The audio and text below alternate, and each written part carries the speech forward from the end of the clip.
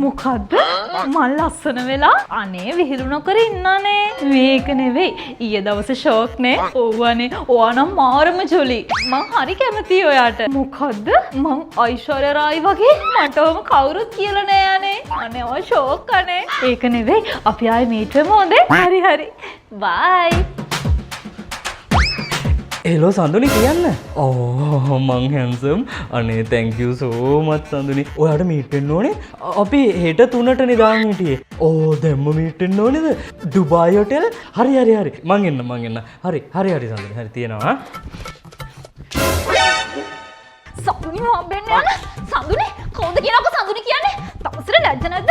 තමන්ගේ වයිෆ් ඉස්සරහ පිට ගෑණියෙක් ගැන ඔහොම කියවන්න. ලැජ්ජ නැද්ද කියනකො? ඔයා කරද්දි හොඳයි. මම කරද්දි නරකයි.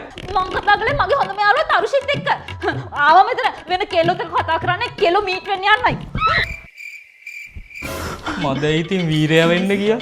අනේ ඔයි ඊළඟ පාර වීරයා වෙද්දි තමුසේගේ ෆෝන් එකෙන් කෝල් ගන්නවා. පොප්පඩම් වෙලා මගේ ෆෝන් එක